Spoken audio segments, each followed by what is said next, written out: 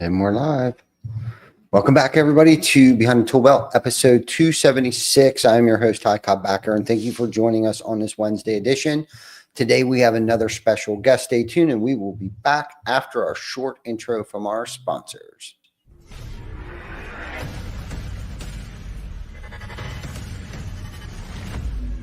TC Backer. Roofing, siding, windows, gutter, solar.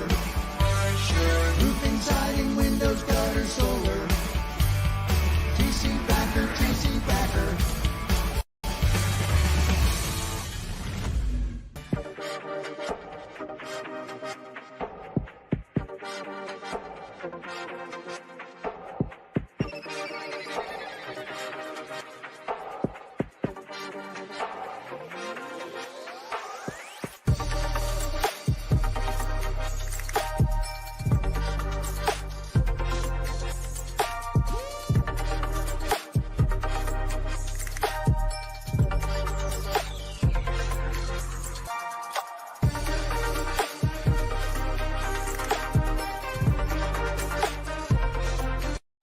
Is your lead flow down? Whether you're a company owner, office staff, salesperson, or installer, you're a roofing rock star. We help you get more leads with custom SEO, Google Ads, and a pro website.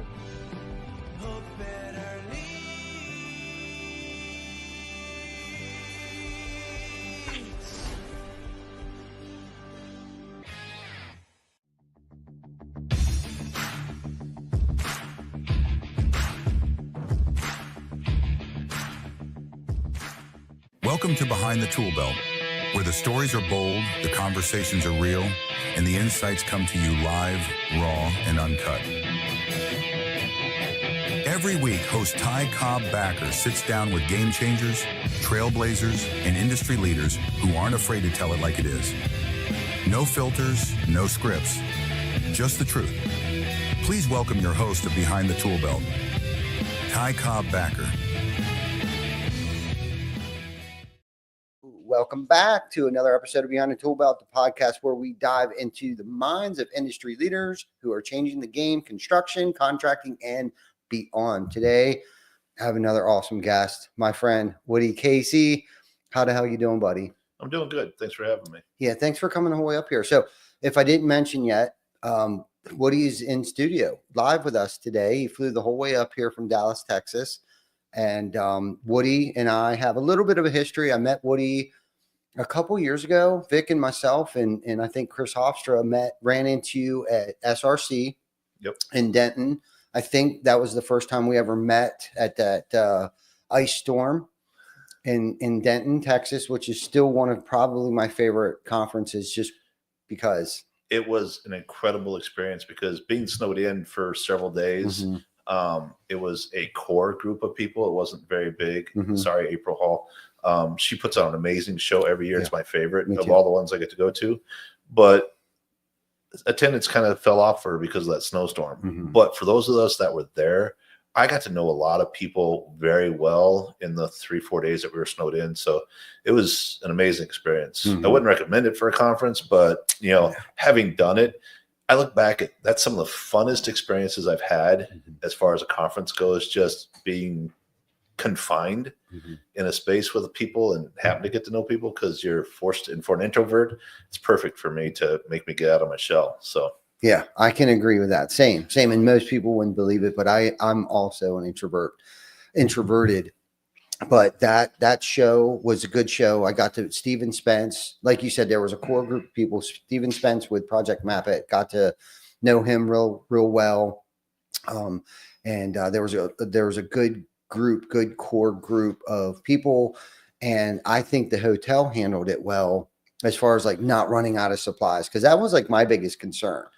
There's a lot of things that hotel did behind the scenes to make sure that we were taken care of.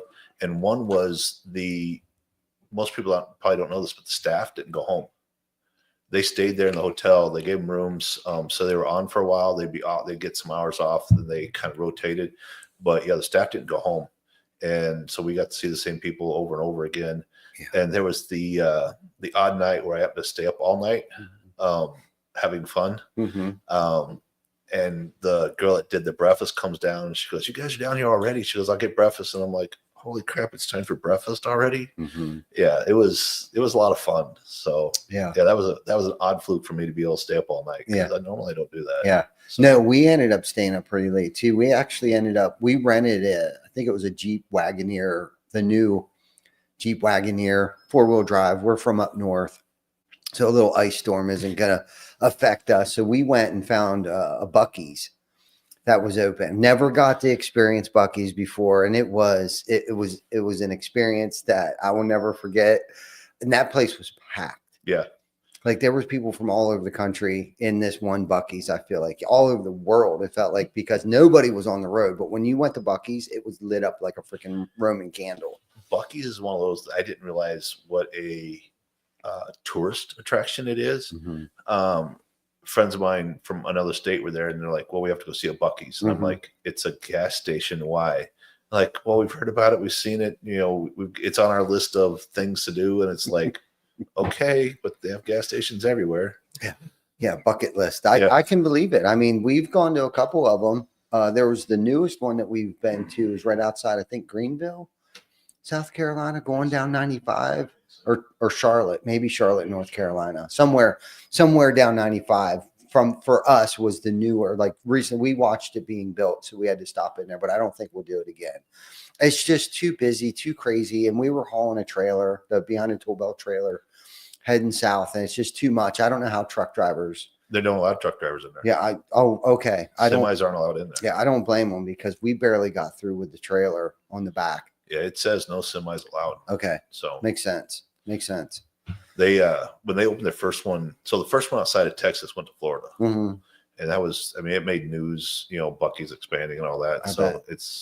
it's good on them. Mm-hmm. They've created a very definable niche, so to speak. Yep. And you know, they've branded some of their own stuff. Yeah. I was on a plane one time. You talk about happenstance kind of meetings. I'm on a plane one time with the guy that supplies the soda. Little small town guy that just happened to start supplying sodas to Buc-ee's, and then his company has expanded because of how big Buc-ee's has gotten. And he's like, I never thought I could get this big, let alone have a brand like this that carries me. He goes, I'm getting into other places because of them.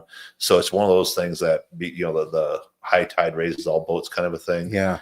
And if you go into Buc-ee's, they got a few of the name brands, you know, the top brands, but they're all this off brand, and nothing against that brand because they're good sodas. But yeah, it's just one of those things where they have this little supplier, or had a little supplier. He's getting bigger now. Yeah. But it's, you know, it's just right place, right time. Yes, exactly. We were kind of talking about that earlier, where your network becomes your net worth. Yeah. And that's a perfect example of, you know, providing a great service and a great product at a, you know, a reasonable price, I would imagine. And now he has the opportunity to provide Buc-ee's with all their beverages, or their sodas, that particular soda, I guess. But no, it's good. It's good. So for those of you that don't know Woody, you know, I guess we should probably introduce Woody, and you know, to tell us a little bit about, you know, Woody isn't from the roofing industry, and I want to get into that conversation, like where that connection came from, and I'm sure you can share that with us from your background of things like that. But we met Woody at a roofing convention, and I get the privilege to be in a mastermind group with Woody as well. Vic got to share some time with him this past what was it, January? This past January, I think we all went to Cayman, and Woody has been a huge influence on me, especially when it comes to stepping outside my comfort zone. Because scuba diving's not, you know, I don't know, very comfortable at times. It's become comfortable for me, but you've been an inspiration for me of watching you and how relaxed you are in the water. Allows me to know that, you know, this is fun. It reminds me, you know, you watching you and just having fun under the water and stuff like that. So I appreciate that, and I appreciate you a lot. So give us a little background, you know, tell us what industry you're in, and then how you got to this industry. Okay. And then what it was like, what it's like now, and how you got here. So what you're saying and what I'm hearing is you want me to talk for 3 hours nonstop. You put it into at least 30 minutes. Yeah. My name is Woody Casey. I'm the owner of AJ's Dent. We are a paintless dent repair company. We fix hail damage on cars, minor dents, door dings, that kind of stuff without having to paint the car. I got in the industry in 95. Kind of a fluke. I was working in Omaha, Nebraska. Shout out to Eric. I was working at a place called Q's Automotive. And having graduated college a couple years before, and having realized that I was not built for corporate. I was not built to sit in a cubicle, and I was not built to play nice in those kind of settings. I learned I was fine in college, but when I got out of college, I realized that there's no filter between my brain and my mouth runs faster than my brain. So being in a corporate structure wasn't going to work for me. So I was working in an automotive industry, which growing up on a farm, I've got very good skills with cars, and I can fix almost anything except clocks. But I was working in an automotive, and one of the guys I work with had quit and comes in a week later, says he's learning how to fix dents in cars without having to paint it. And this is in 95. And I'm like, yeah, it's impossible. I've been around cars all of my life. If there was anything out there like that, I would have heard about it. He goes, no, it's true. And so I went and checked it out, interviewed, got hired, and started my career there. Worked briefly for that company. Those in the roofing industry can relate to not getting paid. I worked for 2 months. I worked for 6 months for that company, for about 2 months for not getting paid. Left that company. There's a short story about how we got AJ's Dent, the name, but went on and started my own business and started working as a subcontractor for other people. Moved to Colorado in 98. Had an opportunity. I worked for a company called Admiral Auto Body and Glass from 97 to 98. They opened up some stores out there. I went out there. We parted ways about 6 months later, and I started on my own. Had a great time living in Colorado, working there, built a decent sized business there. The downturn of the economy in 07, 09, we took a big hit. I lost 30% of my body shops. They went under. Some of them owing me money, which caused some financial hardships for me. Came back from that, and we're still going strong. So, or still trying to go strong, I guess. And the second part of your question is, why am I in the roofing space? Yeah.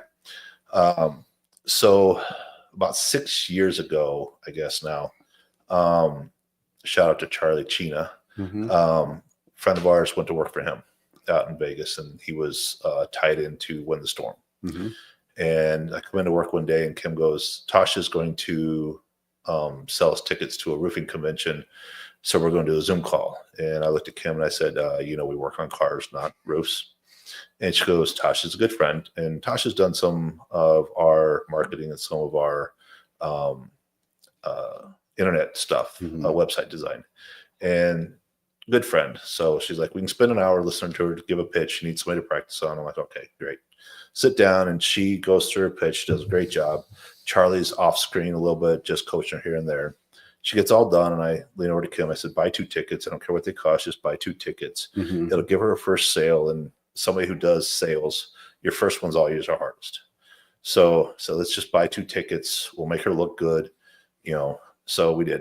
A couple months go by, and Kim goes, hey, we got these tickets to that roofing thing. And I'm like, again, Kim, that's roofing. We're in cars. And she goes, but it's in Vegas. And I'm like, okay, we'll make it a company trip.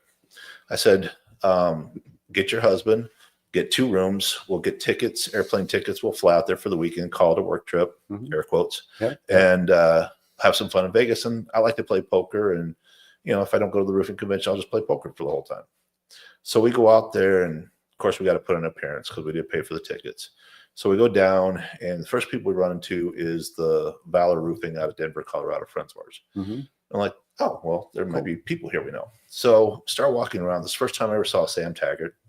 I watched these guys get up on stage and get awards for being $1 million producers. And I was in the process of trying to hire outside salespeople. And there was some roofing companies, a lot of roofing companies there, and starting to have conversations with them, realizing that we have a lot of things in common. We have to deal with adjusters who don't know what they're doing. We have to deal with insurance companies who don't want to pay for what we do. And at the end of the day, we have the same clients. They're customers who have hail damage on roofs, have hail damage on cars. So coming back from that event, and I can honestly say Sam Taggart's probably the one who had the biggest impact on me at that event. And just his mindset on sales and stuff made me start to think about that. So coming back, I sat down with Kim and our IT guy, and he said, I want something that I can present to roofing companies. There's plenty of crossover between roofers and paintless dent repair people.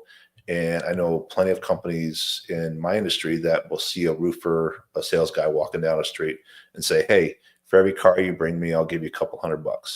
So that guy spends half his day shuttling cars back and forth for this PDR company, paintless dent repair company. And the guy who's paying him to be on the doors is losing money. So I didn't want to do that.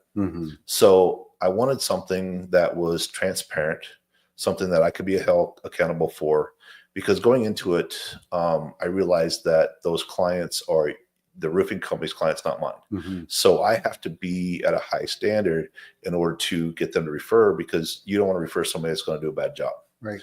If you're putting a roof on there and you outsource your windows or your gutters, they got to show up the day they say they're going to. They got to put on a quality product. Otherwise, it makes you look bad. So I want something that where if 6 months down the road, there's a problem, the roofing company can call me and ask me, and I will know what's going on. So part of that process was that we use Job Nimbus. It doesn't work for my industry, but it works great for yours.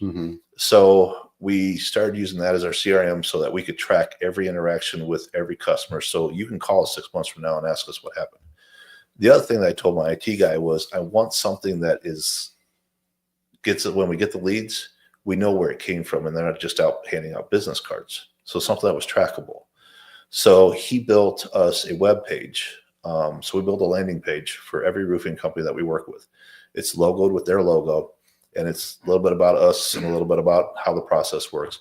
But most importantly, there's a client fill out form on it, and they fill that out. We get an email. It shows us which roofing company sent it, which sales guy sent it to us. So, because we pay commission back to the roofing companies for it. And our checks don't go to the individual sales guys. They go actually to the roofing company, because I want every owner to know what their guys are doing. If they're giving us leads, if they're not giving us leads, what the return is on that. So I want everything to be able to go through the company owner first and then out to the sales guys. So we pay commission back to the roofing company, and then they split up between them and their sales guys. So that's kind of how all that kind of came about. And we've had the privilege of working with, I couldn't tell you how many roofing companies, but we've worked with quite a few, mostly in the Hail Belt, Atlanta, Chicago, Minneapolis, Denver. Our brick and mortars are Denver for 20 years, Dallas, Fort Worth area for 8, and Minneapolis for 3. Wow. That, for someone like me, that makes complete sense. You know what I mean? But and that's why I wanted you to explain it to our viewers here, because, once they found out that you own a dent and repair company for vehicles, they're probably like, why, what's the connection? You know what I mean? And I'm asking that question because I asked myself that question when I saw you in Denton. So that's why I wanted to explain to you, but that makes so much sense. And it's a funny story too about Wind the Storm. It's funny how Wind the Storm has had such an impact on our industry, whether people want to admit that or not. Jana and I's first roofing conference 10 plus years ago was Wind the Storm. And I was so excited, to go because, conferences, there wasn't many back then. And so we went out to Vegas, because I think the first few at least were in Vegas. At least the one that we went to was in Vegas, and we went out there and we came back different. Like, well, first and foremost, we thought that we were hot shit on a silver platter. But when we got there, we realized real quick that we were just a cold turd on a paper plate doing the volume that we did at that time. Okay. But because of that, it had opened our eyes to so much more. And we discovered that we weren't by ourselves anymore. And you said Sam Taggart had an impact on you. Well, Scott Riapala, I don't know if you know him or not, Interstate Roofing. He was one of the speakers there. And he is giving me goosebumps right now. just thinking about it, had such a huge impact. His personal story resembles a lot of Jana and I's personal story. And so it resonated. Everything that he was talking about, from the ebbs and flows and personal difficulties and professional difficulties and everything. Like, basically, he just shared his story up on stage. It wasn't like he was dropping nuggets out there. It was just more inspirational. He's a true bootstraps. Come from nothing, made something. Same. You know, it's giving me goosebumps right now. I mean, and then we ran into Eric and Paul Reed for the very first time. Met Eric, and I was terrified to go over there. Again, I'm an introvert, right? So on the expo floor, everybody's got their signs up, and it said roofers in recovery. So that could mean one of two things. That could be, you know, recovery. There's a lot of insurance adjusters and claims, and just it's an insurance, storm restoration, recovery, you know, conference that we're at. But we were kind of like, what is that? So Jana, being the little social butterfly that she is, she walks over to their booth, and basically their booth is like 3 couches and a coffee table with just some dudes sitting around cutting it up. And Jana was like, "Hey, what is this about?" And of course, we learned what it was. And of course, this is like the greatest day of my life. We listened to Scott Riopala on stage. We're at a roofing conference. We're not in this by ourselves anymore. You know, it just opened up the whole roofing industry to us. And so it sounds like you kind of had that same aha moment when you came back home. Your juices were flowing. You know, it's yes. In a way I never really imagined. You know, we talk about this a lot. I don't really consider myself a smart person, but I know I am in some ways.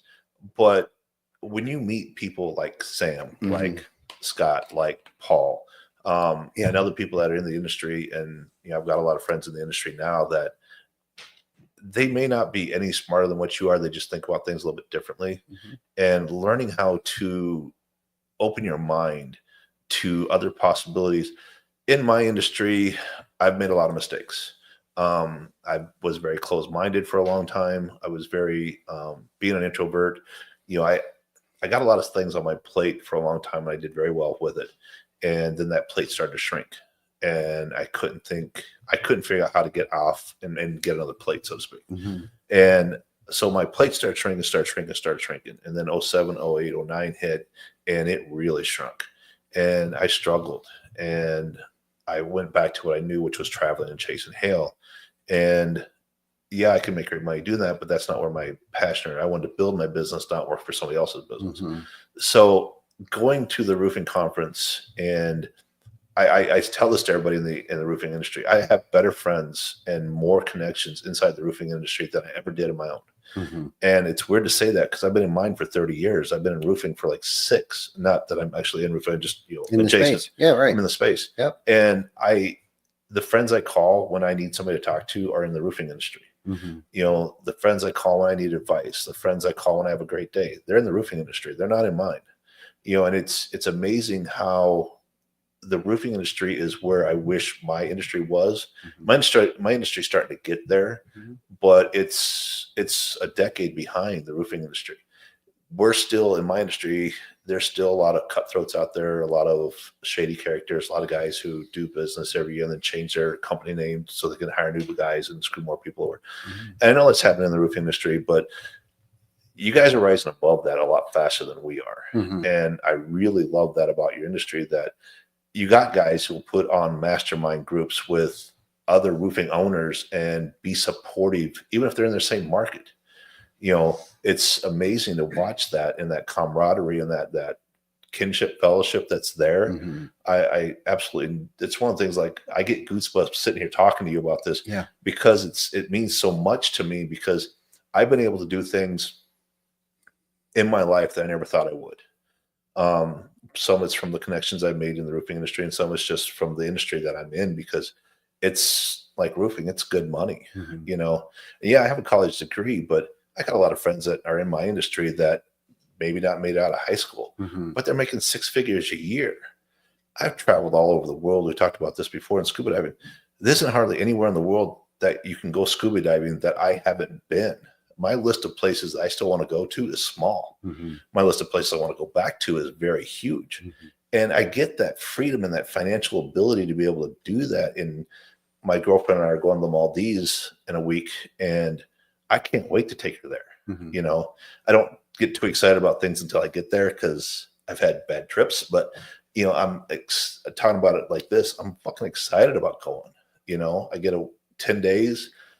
I get to go scuba diving. I get to show this stuff off to a girl I love. Mhm. You know, it's amazing to me. So, and Yeah. I can truly say that scuba diving is one of my biggest passions. Mhm. So, Yeah, I know that for sure.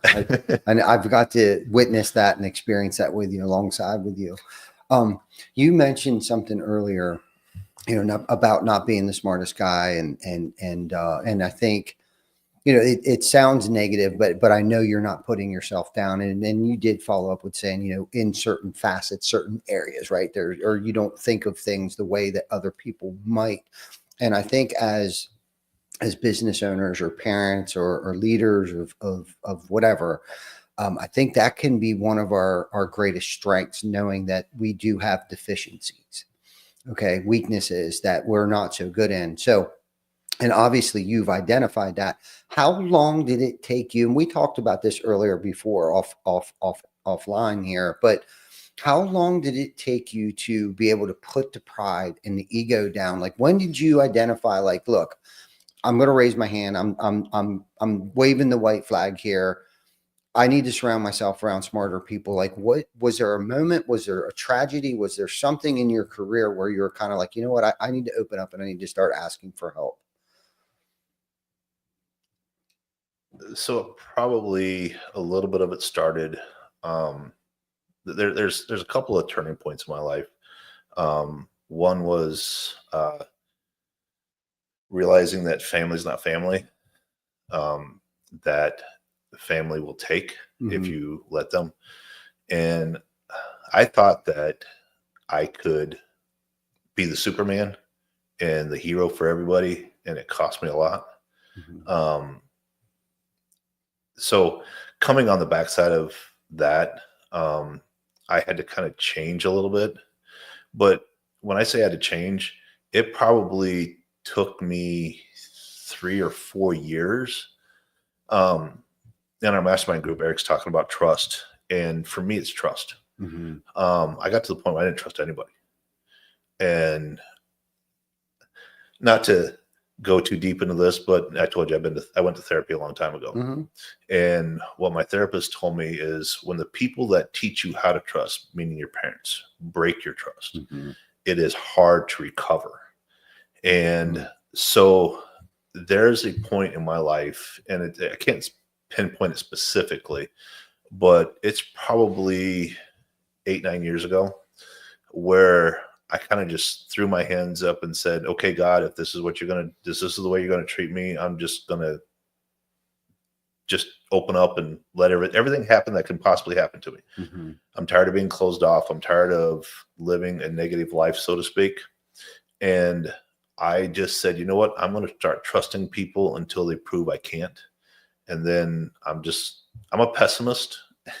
I tell people I'm a pessimist with an optimistic hope. Mhm. And it's funny, and people are like, well, why are you a pessimist? Well, if you believe the worst, the only true things that surprise you is things that are better. So if you go through life as a pessimist, your emotions that come to you are happiness and joy because things are better than you expected them to be. Whereas if you're an optimist and things happen, then you're the opposite of that. You're sad because bad things happen. Mhm. So if you expect the bad things and you plan for them, then everything that happens to you is easy. Mhm. You know, the one of my favorite shows is Navy SEALs, and the only easy day was yesterday. Mhm. So if you kind of look at life as you wake up, you know it's going to be a battle, but you're prepared and you're going to get through it. And then tonight when you go to bed, you can reflect on it and see how well you did. So back to that trust thing. So I started opening up. Um, I have a Kim that works for me. She's my operations manager. She has stuck with me through thick and thin. She's been with me now, I think 14 years, 15 years, something like that. She's seen the good in me. She's seen the bad in me, and she's still there. Mhm. Her family's my family. So Kim has, probably shouldn't say this on the air. Kim has access to everything I own. Mm-hmm. If she really wanted to screw me over, she could. She's probably the one person in my life that she has my personal bank accounts. She has all my information. She has every password I have, because she's the person who runs most of my business life and my finances. I have to trust her to do that. Mm-hmm. And I do. She's been a wonderful person in my life. She's happily married, so not to me. Yeah, right. But yeah, it's trusting her was probably one of the ways that got me to start trusting others. And I look at people who are surrounded by a lot of great friends, and I tell people I don't have a lot of great friends. I have a few friends that I greatly admire and appreciate. But over the last 6-8 years, my friendship circle has grown immensely to, I couldn't even tell you how many friends I have now. You know, it's been a complete changing. But back to your original question was, I don't know when that really took hold in my life. Yeah. It's been a very gradual climb for me. Mm-hmm. It's something I struggle with. Yeah. You know, we talked about judging people based on appearances earlier. I still fall guilty of that. And I'm pleasantly surprised a lot when people aren't what they thought they were in a negative way. So, yeah, no, great response. I like, it was a great answer. Like, very rambling. Not knowing when that exactly took place in its progress, right? It takes time, I think, because I was just sitting here thinking back to, like, that I'm still not perfect at, I still want to know all the answers. I still want to be Superman. I still want to get in there and help people. But I think there was a tragedy in my life where it began, I think, and it may have started even before then, but, and I talk about this a lot, it was the passing of my mom. And before she passed away, I had the privilege to have her move in with us for a couple of years up until she literally passed away in our home. And we were out one night and everything came through my cell phone. Everything came through. I mean, all of it, sales calls, repairs, service, everything, leads. It was the company phone. And I always answered it, but I was really burning both candles at the end here. I was, not that I was taking care of my mom. My significant other, Jana, has, God bless her too, took care of my mom full time, basically. And at that point in time, she had worked at TC Backer Construction. My son busted out 2 kids back to back. We got 2 beautiful grandchildren. So at that time, it was kind of like a decision we had to make. Jana, who I had lost, who was my ride or die co-pilot and drove me, because I had lost my license for a long time. I think almost 15 years total. And so Jana drove me to the appointments, sales calls, I mean, all of it, measurements, meetings, all kinds of stuff. But anyhow, we decided for her to be a stay-at-home grandmom and take care of my mom at the same time, which was beautiful for both my mom, her, and the grandchildren, Joel and Quinn. And so I had lost, my voice of reasoning. Not that I couldn't talk to Jana, but she wasn't with me every day. But anyhow, we went out to dinner one night, and my mom said 2 things to me that were very profound. And we've heard these a lot, but I heard it. First thing she said to me is that life is too short. No shit. Right. Looking at a woman who's battling her second bout with cancer. And she said, you need help, was the second thing she said to me. And boy, she had no idea how true that was, psychologically, physically, mentally, emotionally, at that point in time, because the phone rang. The phone rang, and I actually red buttoned it for the first time, because that's how I fed my family. That's how I was able to have my mom move in with us and take care of her. And not that my mom, they own a bar and a restaurant. My dad's still with us, thank goodness. And, so they own a bar and a restaurant, and I grew up in the hospitality industry. And, but I heard what she said. And I think that's when, for me, my guard, I have trust issues. I always will. I work on it on a day-to-day basis. And I really feel like a lot of it comes from not just pride, and ego, but it's fear of trusting people and I think a lot of it had to do with my old misbehaviors. Do you know what I mean? It's almost like if your significant other is accusing you of, cheating on them all the time, chances are they're probably cheating on you because they have a guilty conscience. And I think for me, growing up in my profession here, because I've literally used to be the youngest, but now I'm one of the oldest people here at TC Backer today, the top 5, I would say, of the old heads. I'm an old head today, right? I guess if 50-ish is considered an old head, but anyhow, I feel like, so I went and I tried to find some help, and we had a great team, but I didn't run it that way. Like, I didn't empower people. Like, they kind of waited outside my door and waited for me to give them direction, opposed to empowering them to make decisions on their own, kind of thing. And the culture was good. It's a good way to run things if you want to stay relatively small. But I knew that there was so much more, and I felt like I had a lot of time to make up because I had pissed away most of my childhood and my teens and early 20s and just pissed away, and just felt like, finally I got my shit together and I got to make up for lost time. So like, I'm running, put my head down, running. And then when she passed, like, how I grieved with it is I went to work and I worked hard, and I still really haven't even looked up the enjoy it yet, I think. But anyhow, I knew that I wasn't the smartest. Okay. I knew I wasn't the smartest person in the room, and I heard it. I read it. I'd listened to it someplace where it's like, I needed to surround myself around smarter people than me in certain aspects of my professional life. And so I had to find these people that I trusted, maybe not with my personal bank account and things like that kind of trust. But I understand having a Kim, and you've spoke very highly. So if Kim, if you're watching this, Woody has never had an ill thing. He always says very positive things about. So whoever this Kim chick is, man, she must be a rock star. I too have a Kim here that has been with us for 11 years now. I've had Perry, who's been with us damn near 17 years now. And these people who are smarter than me. If it wasn't for Perry, we had a decision to make back in the day. Do we go with Peachtree Accounting or do we go with QuickBooks? And back then, I don't even know if Peachtree is still around. We chose, thank goodness, QuickBooks. Perry helped get that up going. Like, I'm not a CPA by no means, so I delegated and empowered. Again, here we get empower people to and leverage their strengths, because Perry's pretty nerdy and he's good with Excel. And guess what? The engine behind QuickBooks is pretty much Excel spreadsheets, right? Kim came in, she's good with numbers and very organized. And that way gave Jana some time to kind of back away from the business a little bit. And then like Chris Baker, we got Glenn, like all of these really smart people that are making decisions, right, on a day-to-day basis. And they're probably having a meeting upstairs right now that I don't even know what the fuck they're discussing.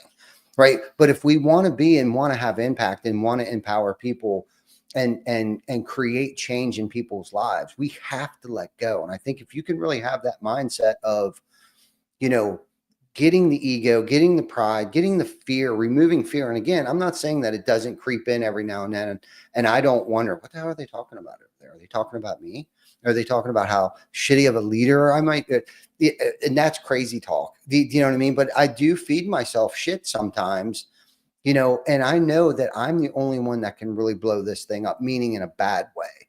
If I stormed out, if I'm having a bad day and I take it out on them and rip away that responsibility that I gave them. And I think by me removing that, nobody can do it as quick and as fast and as hard and as long as I can, because I thought that I held on to everything for so long, too long, and thought nobody could do it any better. This is what's crazy is I think everybody in this building has done everything that I've ever done way better than I could do it then, and definitely now. For me, it was control. I'm a control freak. Mm-hmm. I want to know everything. Like you said, I know everything, mm-hmm. and I want to be involved in everything. Mm-hmm. And one of those side effects of not trusting people is not sharing. Mm-hmm. Yes. And I don't know if Kim knows I tell this story, but I owned a men's salon for almost a year. And Kim made a mistake one day. So I came in the next day and we were going to have a conversation about it. And I said, why'd you make this decision? And she goes, because of this, this, and this. And I was like, well, what about this, this, and this? She goes, well, I didn't know that. And my problem is information. I was always taught information is power, and power is what you want. I realized that for me to be more successful and to be better, I have to freely give all the information I have. You may not agree with it and you may not understand it or whatever, but it's my job. And I tell people and this all the time that I'm going to overshare. I talk too much. I know that. And I'm going to tell you too many things about myself, about my personal life, about all the bad things about me.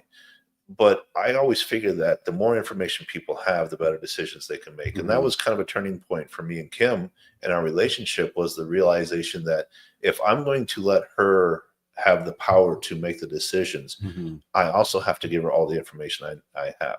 And I tell people this all the time. If I die tomorrow, the company's not going to suffer. But if Kim dies or quits, I'm screwed. Because she does so many of our relationship is very symbiotic. There are a lot of things that I'm really good at, and there are a lot of things that she is really good at. And the thing is they're not the same. There's overlap, but there's not that much overlap. Yeah. People in my life, girlfriend, get upset because I don't know what day of the week it is. I don't know what's on my calendar. I don't know what's my schedule like, because Kim does. And if I want to do something, Kim has to put on my schedule so that I know that it's coming up. I can lose months because I got my head down and I'm working and I don't know what. Someone say, hey, this trip's coming up in January. Yeah, we got months. Dude, it's December. Okay, that means I got to start figuring that out. So I don't think of a calendar in linear. It's kind of abstract for me. So you can tell me something's coming up in October and I'm like, okay, and I'll forget about it. I don't think that it's 5 months away or 6 months away or whatever. It's abstract. It's out there somewhere. So the other thing that Kim has helped me do is get the rubbish out of my brain. I'll come in, and we don't do it now as much as I used to, but we have what we call data dump days, where I'll come in and I'll have 15 different things rolling around my head, and I can't think straight because they're cluttering up my mind.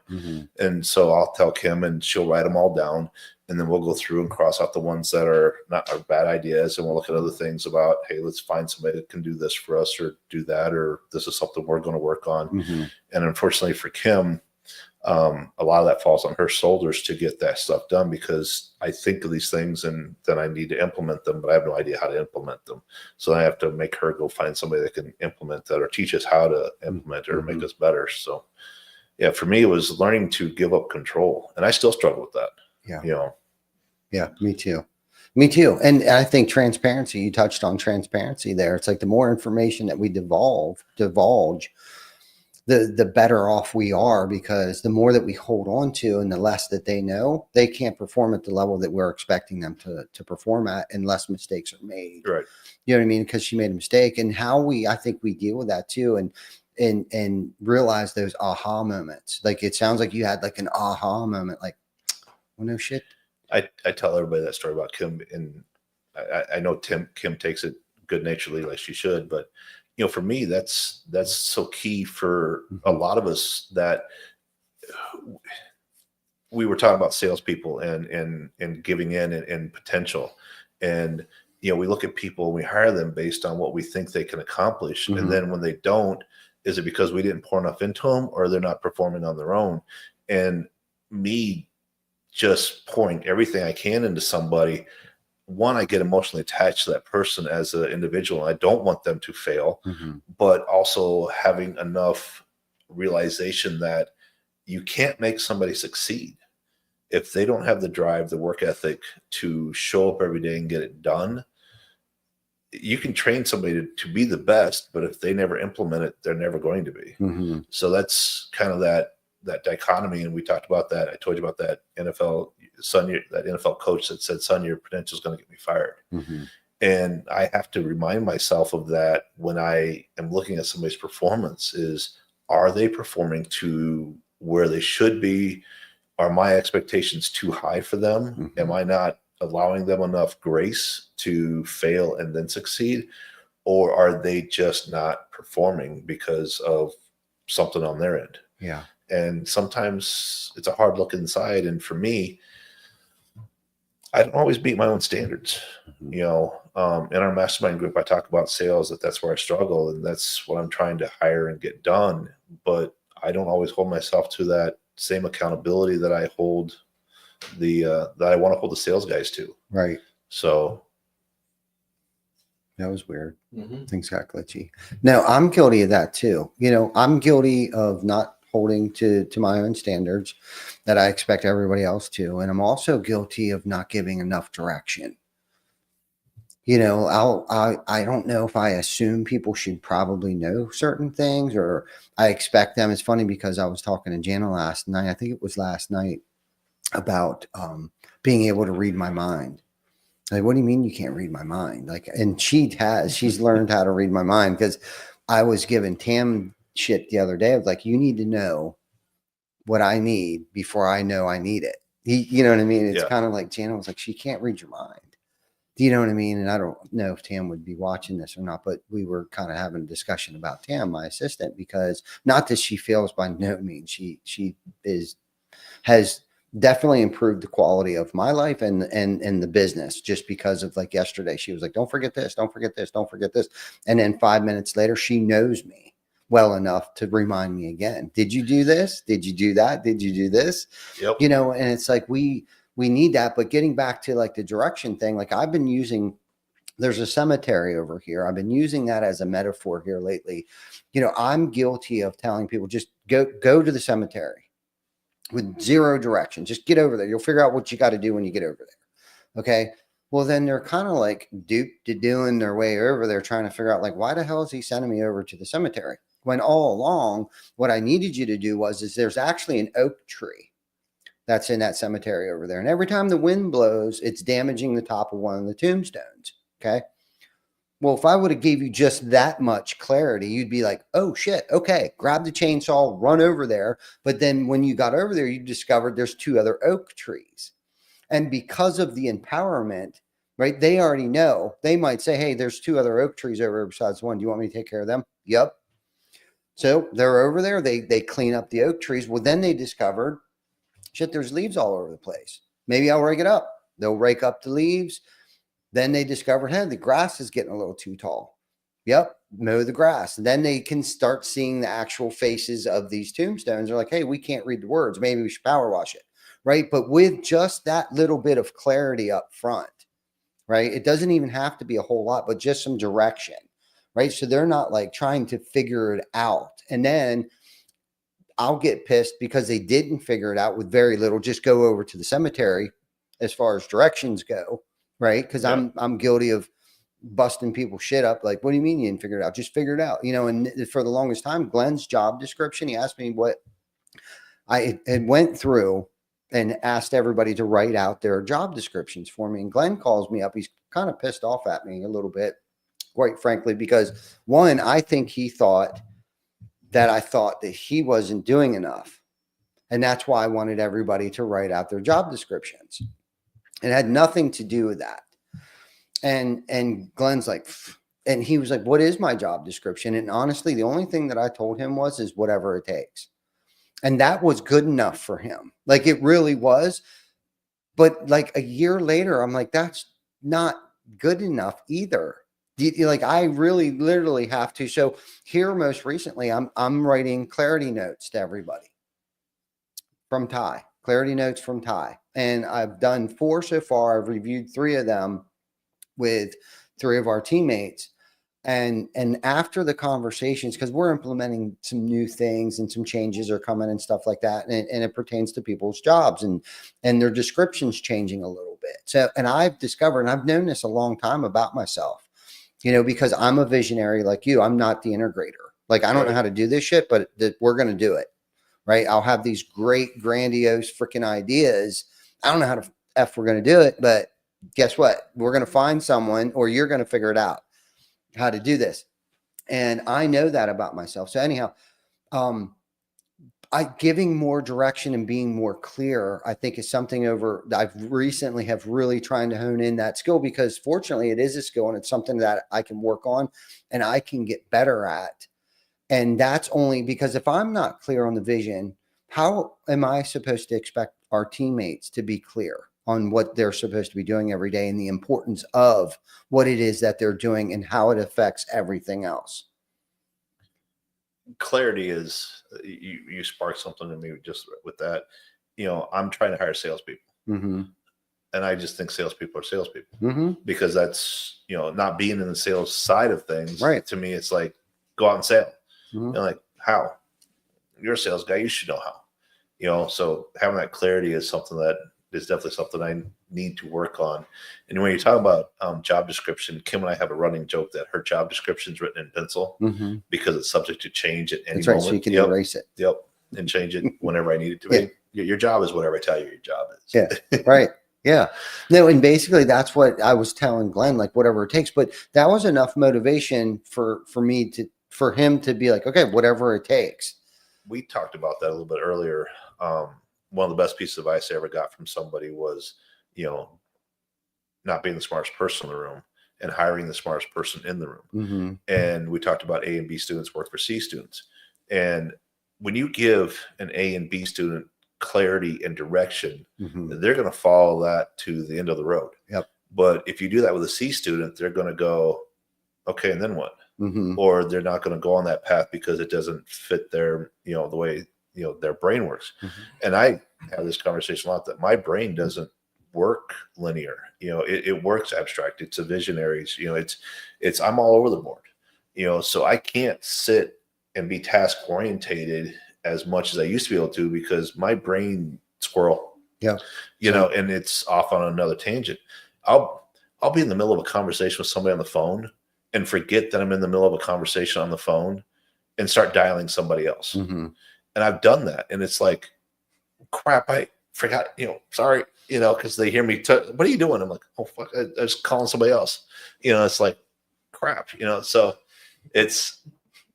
I've done that. And the thing is, I can say I've done it more than once, so my brain just doesn't always work the way other people's do. And it took me a long time to realize that it was okay to do that.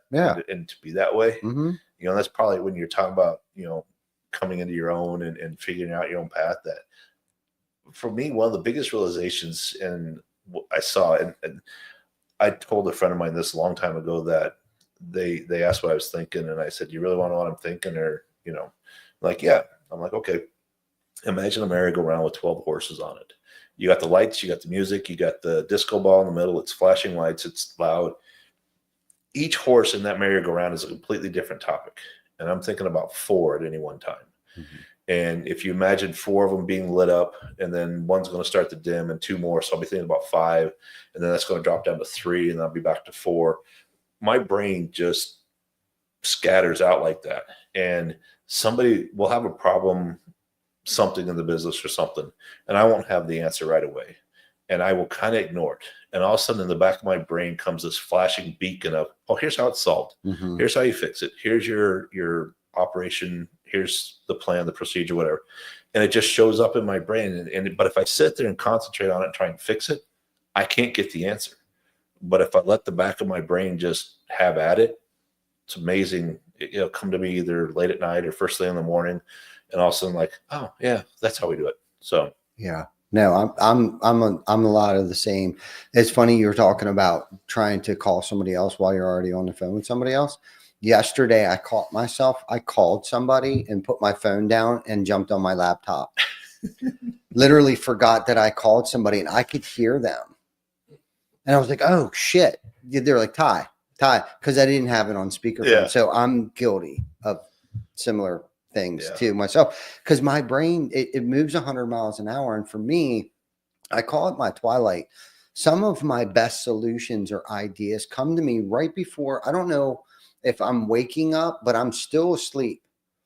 Okay. And I'll have these like aha moments of like, this is exactly what we need to do to fix this. Or some of I think my best ideas come to me in that twilight. Like when I stop thinking and stop being so fixated on a solution for something, because that's not conducive to me. Is like, I'm trying to force a fix.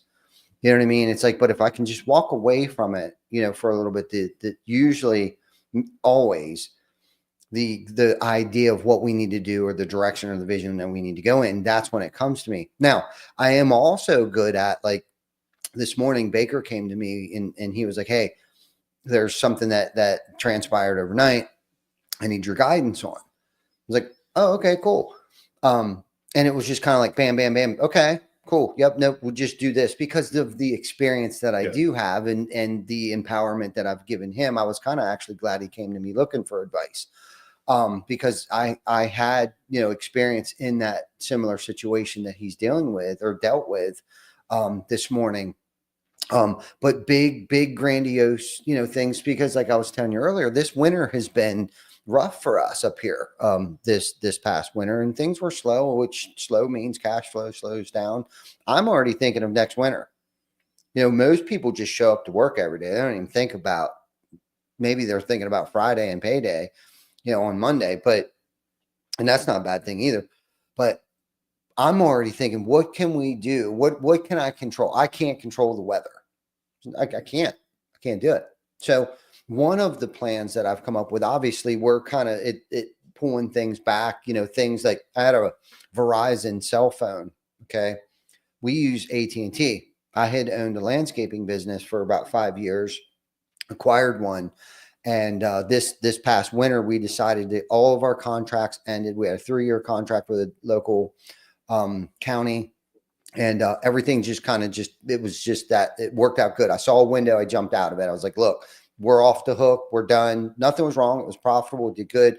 But I knew how busy this roofing season was going to be with some new larger accounts that we landed, more sales reps, because we also do a lot of new construction and different avenues, insurance, new construction, retail. We're kind of have our irons in a couple different fires, because I've learned going through 7, 8, 9, and 10 that you can't keep your eggs all in one industry or form of roofing that we do. Shit, I kind of lost my train of thought here. Where the hell was I going with that, Woody? Help me out here. Don't ask me. Okay. Squirrel. I just had a squirrel moment. But shit, I totally forgot where the hell I was going with that. And that's one of the I do that too. Yeah. You go down a tangent and forget what your point was. Yeah, I totally forget what the hell my point was on that. You have no idea? Okay. Well, thought process and getting somewhere. Yeah. Oh, so I'm thinking of next year. Things were pulling. Yeah. Oh, so the Verizon. So it was $150 a month. That's $1,800 a year. Do you know what I mean? So it's like, it's given me time to kind of go back through and dissect things, because there's no sense in spending $1,800 a year on a Verizon bill that Horizon no longer exists, and everybody knows it was TC Backer anyhow. So if there is something that they want to call us for, they'll just call the number here, because we rebranded everything. It was red, black, and white. It looked, if you out of your profile, you would have thought it was a TC Backer truck and not a Horizon truck, because we complemented both facets, and we still do some landscaping, but not at the commercial scale that we were doing. We had a bunch of commercial accounts and stuff like that. But so we kind of just dissolved that, brought the manpower, brought the vehicles, brought the resources over. So there's been changes coming, because I'm already thinking about next year. Like, we're not going to do snow plowing next year. It just turned into an overtime freaking fuckery free for all of overtime that people, not that they didn't deserve it, but it's overhead that we don't need to absorb next winter if there is another long winter. Right, between equipment breaking down, the financial burden that creates, and then the trucks down, and we're not getting out to these parking lots fast. It's just this whole thing. It was like, you know what? We don't need any of that stress. So through why this was happening to me, right? Because I wanted to look at it like, why is this happening for us right now? It had me dive back into what we can do to improve things next winter, and that's being the visionary. Right. I might not be able to do all of these things right, myself, but because of the team that we've created here, it's kind of like, all right, we need to make sure we cut back on overtime next winter. We need to dissolve Horizon. We need to get rid of the Verizon bill, along with all kinds of other things. Could I sit around and make all these phone calls all day long and delete this and subtract that? And yeah, of course, but because I've learned to trust my team, I guess circling back to the whole trust thing, I don't think this is where I was going with this, but at least we're not just oddly staring at each other right now without saying anything. But to circle back on our conversation of empowering other people and trusting other people, thank goodness I've been able to trust people enough to handle things that need to be done within the business, even when my back is turned. And it goes back to surrounding yourself with people.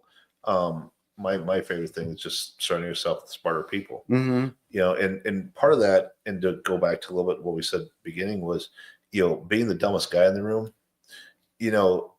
I don't say that from a self-deprecating or self-grandiosing kind of a thing. Mm-hmm. To truly learn to be humble around people, and we talked about this a little bit earlier, Mm-hmm. About being in a room full of people you respect and being vulnerable inside that room. It's, to me, it's created avenues and it's created friendships I never thought I could have. Because I don't come in there with my chest out and a big head on my shoulders. Trust me, I've got an ego. Mm-hmm. I've got pride, and I still have that. And you asked that earlier. When could I set the pride aside? 20 minutes ago. Mm-hmm. Or 20 minutes from now. I'm very prideful. You look at where I came from and the amount of traveling I've done and the things I've got to do all over the world and see. I'm very prideful in my stuff, but every once in a while, when I get a little bit too big of a head on my shoulder, the man upstairs kicks me in the nuts and says, pay attention. Yeah. This isn't about you. There's something else. And you talk about, why is this happening for me? I love that mantra because I just had this conversation with a friend of mine a couple of weeks ago. He's going through some issues, and it's like, remember, you're going through trials and tribulations right now for a reason. It's either prepare you for something that's coming, which is probably the truth, but you don't know what's coming up. And it could be a couple of years ago, a friend of mine's, her dad died, and they were very, very close, and she was upset, and we were having a conversation about it. And she's like, I can't understand why God would take such a wonderful human being, my father, this, that. And I said, you have no idea. I said, there may be a time when you're standing at the airport and you're in line with somebody who just lost their father, and you can offer words of comfort and words of wisdom to them. And it may be only a 5-minute conversation, but that conversation could mean the world to that person. And without you having gone through what you went through, you wouldn't have been able to help that person in that moment. So yeah, our lives get hard. Our lives get tough. And there are things that I've gone through that I'm like, why do I have to go through this? Why is this happening to me? We talked about my 2023 year, which was a crap year of a year for me. I don't know why I went through that. I'll probably never know, but I got through it. There are times where I was outside kicking a tree because I was just angry at the world and angry at everything. But I got through it. I'm not as financially set as I would like to be where I'm at right in my life right now, but there's a path forward. And every day, like I said, we get up and we take that extra step and we go one more step, and pretty soon you're going to be there. So, it's truly being humble is very hard. It's a lot harder to be humble than it is to be prideful. And we talked about being comfortable, being uncomfortable, and that's part of it. I'm putting myself in places where I'm extremely uncomfortable. Roofing shows, conferences. Last year, I spoke at 3 of Chad Michael's events. The smallest was 150, largest was like 300. Wow. Being up in front of there for 10 minutes terrifies me. I get tunnel vision. I have a hard time just putting words in front of each other just to get them out. And I've only got, the first time I spoke was like 3 minutes. The last time I spoke was 9. I got more comfortable doing it, and it wasn't as bad. So, but yeah, it's still tough. Yeah, it is. Being resilient too, bouncing back, after bad news or a bad situation or even a bad year. and having the tenacity to just keep moving forward. And I think that's the thing about entrepreneurship, that social media lately or nowadays or always has been doesn't show, that it's always the glam shots, and it's never the ugly stuff. And if it is ugly stuff, it's usually somebody pointing other people's shit out, right? And they're probably the ones that are pointing the finger have 3 pointing back at them. Yeah. You know what I mean? And this isn't easy, and it hasn't been easy. It's, we've been doing this for 17 years now, and it's not been easy. There's always, a correction year here and there thrown in the mix, or just an off year. And it always looks pretty on the outside, but it isn't. It can quite frankly get pretty ugly at times. That's one of those things about social media, is nobody ever posts their negatives. Mm-hmm. It's all about the trips, the pictures, the wow moments, Mm-hmm. but you don't see the 23 hours and 50 minutes of all the crap they got through to get that 10 minutes. Mm-hmm. And I'm as guilty of this as anybody of being jealous of other people's success. And I've had to teach myself to be grateful for other people's success, and to offer genuine words of, I am so proud of what you accomplished. You and I talked about what happened to us in the past and things like that. Mm-hmm. Where you're at today isn't anywhere near where you used to be. Mm-hmm. Congratulations. Being able to say that and genuinely mean that, sometimes it's a struggle for me, because you look at people who you don't think work as hard as you do or put in the effort you did, and they were blessed with a storm at the right time, or they hired the right person to create their sales team that made them millions of dollars. And you're like, I went over here struggling, trying to figure that out. Why are they winning and I'm losing? Yeah. They're just winning differently. You're still winning. If you wake up every day and you go to work and you're trying, you're still winning. Mm-hmm. And congratulations for that. But sometimes it's a struggle, and that's pride saying, why is it them and not me? Yeah. So having kind of trying hard to put my pride and my jealousy aside, which I struggle with, to be able to be happy for other people's accomplishments. To me, that's one of the biggest things that probably turned the corner in my life, was that attitude of gratitude, that you learn that, dude, just because somebody else is successful doesn't mean you can't be. Yeah. It's not like there's limited amount of success out there, and everybody's success is different. You look at, I'll use my mom's generation for an example. Their greatest success was raising a family. Mm-hmm. They didn't care about jobs outside of the home for the most part. But nowadays, that level, they don't look on them the same way. But you raise kids and put them out in the world, and they're doing fine and successful. Mm-hmm. That's success. Yeah. That's just a different level of success. You can see guys who have all the money in the world and a crappy home life. Mm-hmm. Their kids are worthless, and they may be successful in business, but they're not successful at home. So success is relative to how you define it. So yeah, however you want to grade that. Now, it's funny you brought that up, because yesterday I felt like I had a pretty successful day, and it wasn't financially, it wasn't, monetarily, it wasn't even professionally. I felt like, Jana had to go to the doctors and get some medical procedures done. And I was grateful that I was able to leave work and go and be there for that, and take her and bring her home. And then later that day, my son called me, twisted his ankle, and he called me. Right. I picked him up. I was available. Right. And we were sitting in urgent care last night for a couple hours. And, I wasn't like, gosh, dang kids, I got better things to do. My gratitude was, my mindset was, man, how grateful am I? I would rather not be anywhere else but right here with him right now. And I felt like that, to me, in that moment, because I don't always have those moments, that attitude of gratitude of how successful that to me, I had a successful day. I was there for my family all day doing dad shit. You know what I mean? Yeah. And how grateful I was to be able to do it. I was also at work. I was in and out doing, I didn't let anything over here fall to the wayside or anything like that. you know, but that's not what I meant by the successful part of it. The successful part of it is that I was there for the household. You know what I mean? Because Jana's usually the one holding the fort down.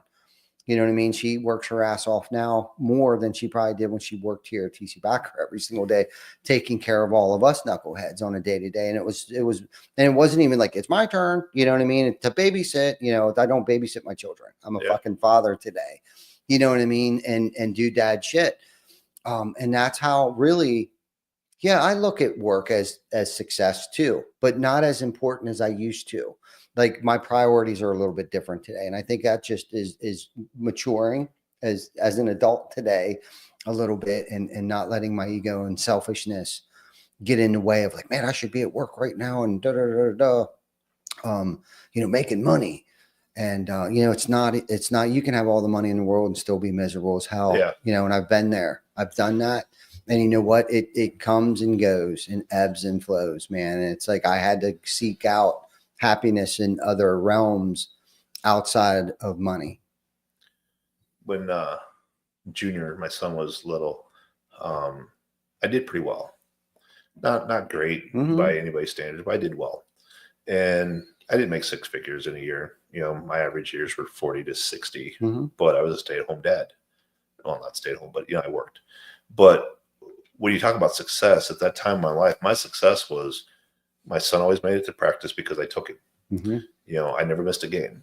You know, from the time he started soccer up until high school, you know, I went to every practice, every game. I think in all those years, I think I can count on one hand the number of practices I missed because I was out of town.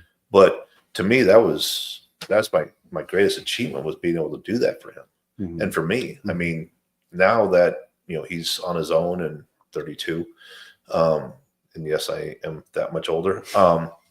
But you know, that's one of those things I think about, are those days of watching him practice and watching him play and just being on the sidelines, you know, just enjoying the fact that I got to do that. You know, I'll take that to my grave. So no doubt, man. No doubt. No doubt. Well, we've been on here for an hour and 12 minutes, and it's getting to be close to 1:30 here, Woody. And I know you got to take off soon, but I do. Thank you for sharing your insight with our audience, man. Thanks for having me. Yeah, Hope dude. it was entertaining for everybody. No, it was great. It was great. You did a great job. So thank you so much for coming on, and thank you everyone for joining us on this episode of Behind the ToolBelt. And if you found any value in today's episode, share it with someone in your crew, and make sure you subscribe for more interviews with leaders in our trade. So until next week, you guys take care of each other. And again, Woody, thank you for joining us. Thank you for having me. Yep. You guys have a great day.